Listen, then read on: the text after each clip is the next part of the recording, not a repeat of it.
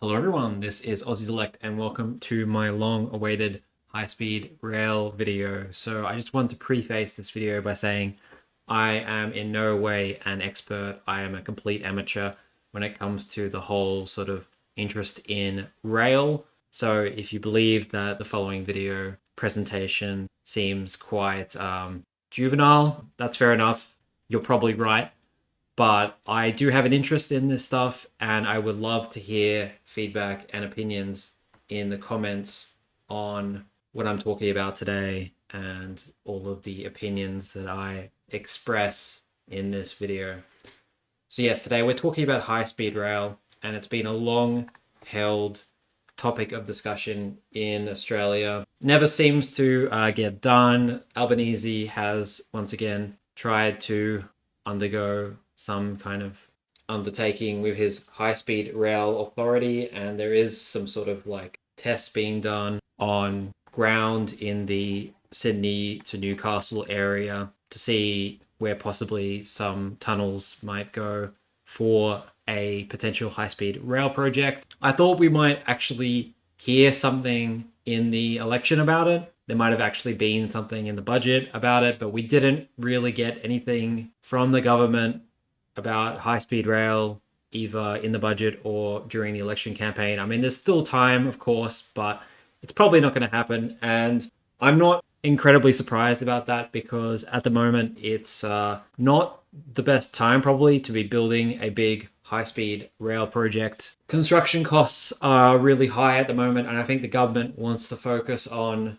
projects which have already sort of begun sort of phases of development, such as, you know, the metro projects in Sydney and the suburban rail loop in Melbourne, and of course the airport rail in Melbourne as well. The focus at the moment is not on a high-speed rail project, it's on housing and these other projects. And we still have labor shortages in the construction industry. We still have like the remnants of supply chain issues, which were affected by COVID. And then we've also had like a lot of global uncertainty in the last couple of years with like the Ukraine war and the Israel-Gaza war, and, you know, Donald Trump doing his thing, which has also sort of made getting sort of the materials more difficult to get. And it also doesn't help when the Australian dollar at the moment is pretty trash. And then we've also had high interest rates. So the focus at the moment is not on high-speed rail. It's too much of a sort of grandiose project. The public is demanding sort of more sort of short-term cost of living measures. So that's why it's not really on the agenda, in my opinion. But I think in a couple of years, when the economy is looking better, that's when the government will be looking at possibly doing something about it. So I'm going to go over sort of like if they are going to do high-speed rail, what kind of options they have, where they would probably do it first, second, third, fourth, and how I think, you know, they should probably go about it. So the area that has had the most focus has been on Newcastle to Sydney. If there is high-speed rail in Australia, this will be the first portion of it that will be built.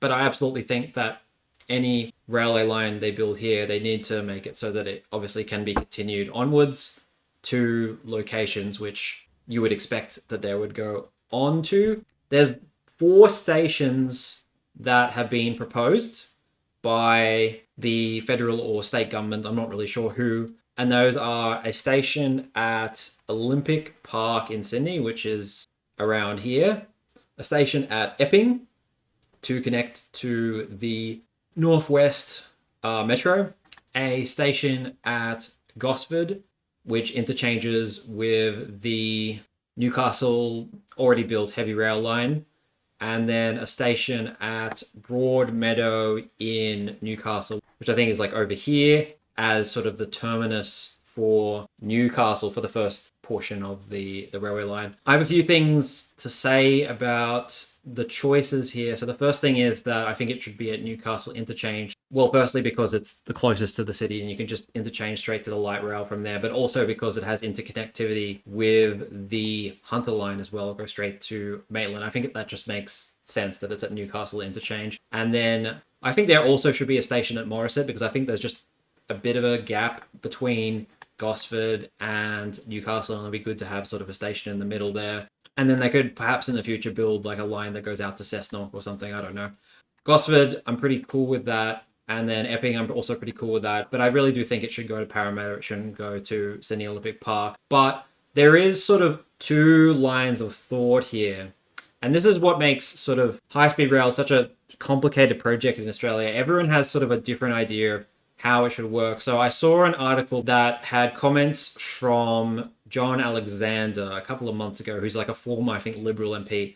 And his suggestion is that if you're going to build high-speed rail stations somewhere, it actually should be somewhere which is not currently built up. And the reasoning he gives is so that you can charge the people who buy land and build around those areas an uplift fee, which is basically, from what I can tell, is a capital gains tax, like an extra capital gains tax, and maybe it applies to the family home as well. So it's a way of sort of like funding the high-speed rail. If you say to the people who buy land around the station, hey, you got to pay an extra tax, basically, if you sell up and make money off the fact that, you know, the government has invested all this money to build a high-speed rail station where you're going to live. I guess I get the point of that. And if you're going to do that, you know, you probably would you wouldn't build a station sort of at Gosford Central where the current, you know, station is. You would build a station, say, out here in like Allison near Wyong, and then maybe you would have sort of like a bus or a light rail connection to Wyong to actually interconnect with the, you know, already established Newcastle heavy rail. Look, I get that. It's nice to have a way that the high-speed rail can sort of directly sort of fund itself, but it does have drawbacks. Obviously, it doesn't connect to places where there's already a demand for transport, and then obviously it doesn't connect straight up to already established heavy rail. And it would be, you know, really good to be able to actually connect with this heavy rail because it has a lot of stations, say like Woy Woy. If there was high-speed rail that went to Gosford, you could easily just get off at the high-speed rail station, get on the heavy rail, and then go back to Woy Woy.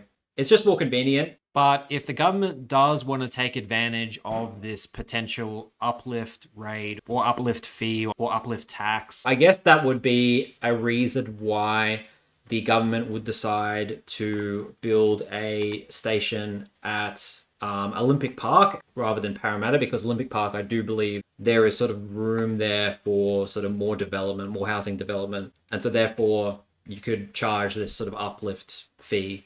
I mean, it would just be sort of more convenient if we had a tax system where we actually charge capital gains tax on the quote unquote family home. But of course, we don't have that. So we have to create this sort of special tax. So we're able to actually do that if we build high speed rail.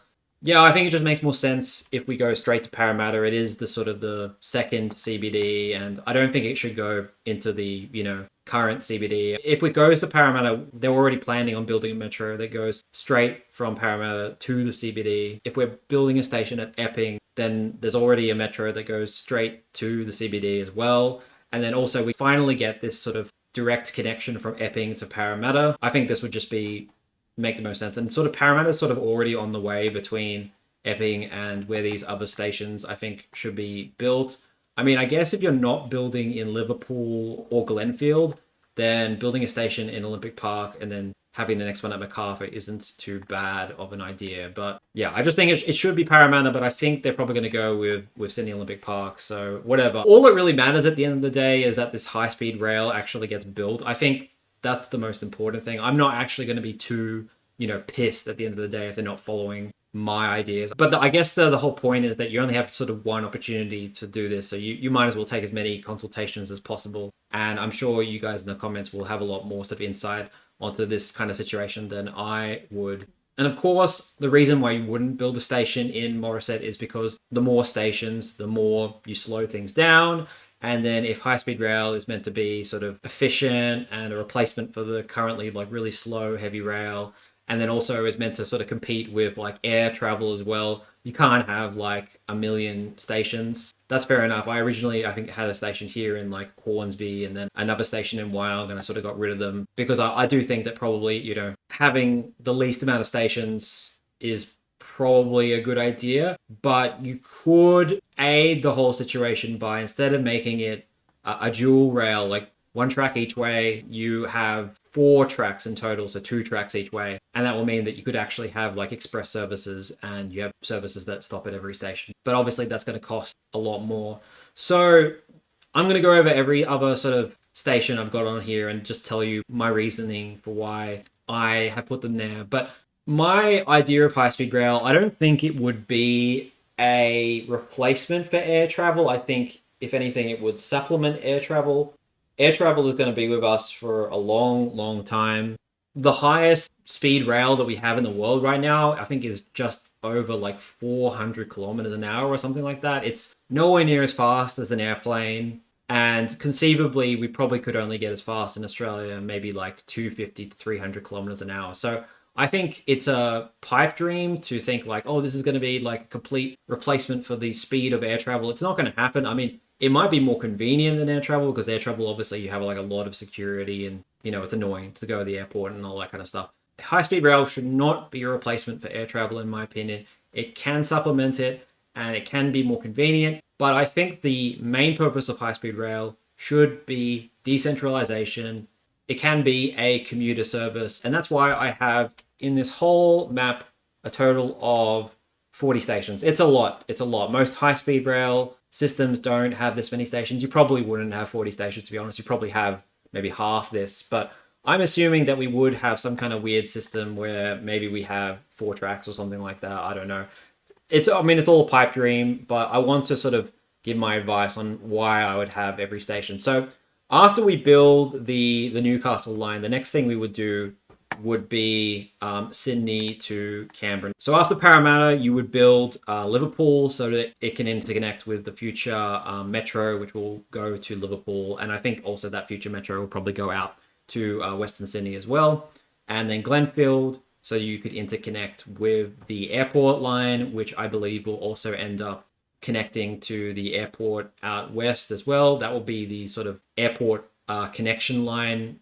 Eco Transit, if you've heard of it, has been pushing for heavy rail to be extended all the way to the Western Sydney airport so that we do have like a direct connection from the old airport to the new airport. I think that's extremely important. I'm a big supporter of that plan. I think the only reason we wouldn't have it is some kind of like weird corruption or something. The next station, Macarthur, they are planning on building a connection that goes from Western Sydney Airport down to Macarthur by metro as well. So most of the Sydney stations are mainly to connect up to the future sort of metro. And in case of Glenfield, that's the airport connections. Some people have suggested that the high-speed rail should go to the airport, but I think we're already building like a metro that goes from Parramatta to the airport. And then if we've got all these other connections as well, I think it's a bit redundant. I don't think we need to do that. And it's also sort of out of the way too. So yeah, I don't think the high-speed rail should go to the airport, but I can see the reasons why you would suggest that. So the next station would be Bowral.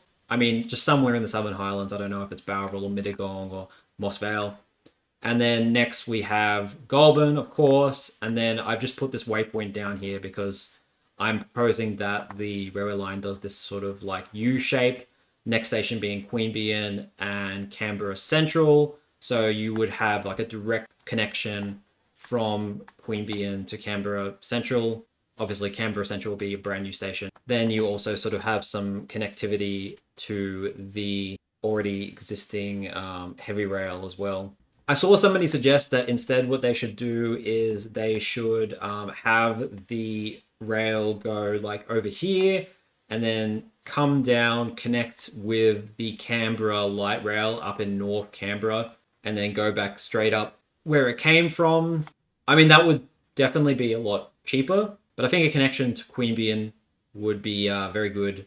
And I think it's important also that the train goes directly into Canberra Central. Like, this is our nation's capital. I just think it's really weird to have the train go up into North Canberra, and then you have to take the light rail down to the city.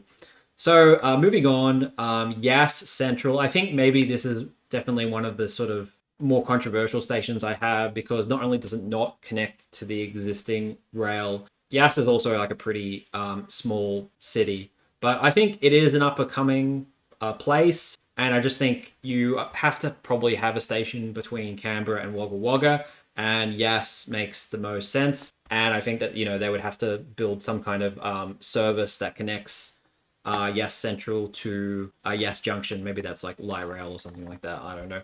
Anyway, next on the map is Wagga Wagga, of course. I think that's a no-brainer. I don't think anyone would argue with that one. And then the next one is Albury, I don't think we need to also have a station at Wodonga. There's already connections that go from Albury to Wodonga. Then we have Wangaratta, Shepparton, also pretty uncontroversial. And then we have a couple more sort of regional places north of Melbourne, which is Seymour and Kilmore. Kilmore is actually not on the current existing railway line either, but that's intentional because I do think Kilmore could benefit from a station actually in the middle of the city. I had a friend who lived in Kilmore and he found it very annoying that every day he had to take a bus out to Kilmore East in order to actually, take the train. I think that Kilmore could definitely benefit from a station actually inside their city. And then we have a bunch of stations down here, which is Melbourne Tullamarine, of course. So we do have an airport connection here. Then Water Gardens, Rockbank. Both of these is so that you have direct connections to go to Ballarat and then up here to Bendigo. And then sort of a controversial one, which is Little River.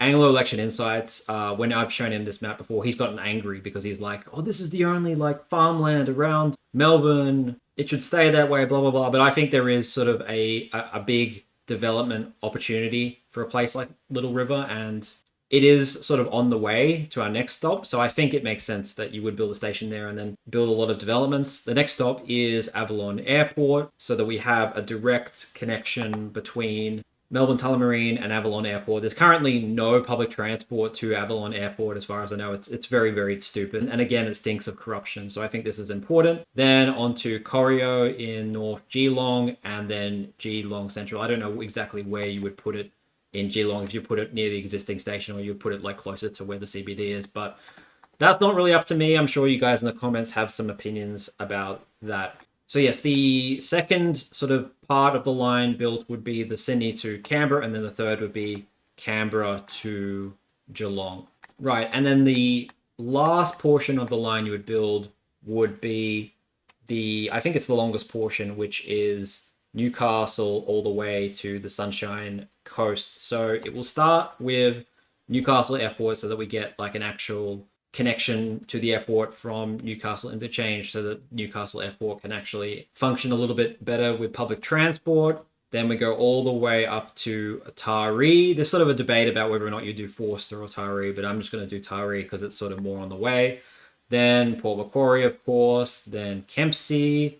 Again, sort of a small place. I mean, you can maybe scrap it, but I like Kempsey, so I'm going to keep it there. Then Coffs Harbour, of course. Then inland to Grafton. Now, I don't go to Casino. Casino is one that a lot of people suggest, but I think there's already a railway line to there, and it's not sort of like a really growing community. So I think Ballina and Byron Bay would be a better shot.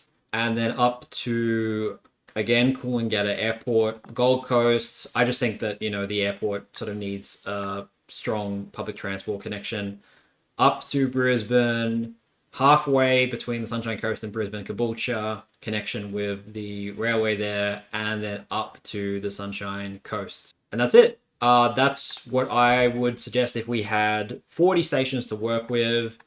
Sort of some difficult choices, whether or not we have a station in Wyong or not, or in like Logan City, south of Brisbane or something like that. But yeah, this is, I think, the most important. You could have some portions maybe be like 4 tracks and then other portions be 2 tracks. Like, I'm not exactly sure on the sort of logistics of all that kind of stuff though. So, I mean, you guys in the comments probably tell me more about whether or not that may or may not work. But I really do like the idea of high-speed rail. I think it would add a lot of efficiency to our economy. And of course, I do think that it should eventually be extended out to Adelaide as well, although it's sort of less important. And then maybe up the east coast of Queensland up to Townsville. But again, it's sort of less important than this section here. This is sort of like the primary section you would do. And then you'd probably maybe do like high-speed rail in Tasmania and then Perth up to Geraldton or something like that as well. But yeah, again, this is sort of the most important. Tell me, guys, if you liked this video. I will do more videos on rail stuff if you like it. Again, I'm an amateur. I don't really know shit. I have done sort of research on this kind of stuff, but it's sort of minimal. Don't be too hard on me. All right, like I'm just having fun here and hoping that I can actually learn some stuff from you guys about this. Sorry that this video was delayed, by the way. There was like other videos I wanted to do, and it didn't really matter anyway because like high-speed rail has not been mentioned, I don't think, a single time in this whole campaign. But I think I needed to do this video like eventually because I had promised it for a while. Goodbye, everyone. Thank you for watching.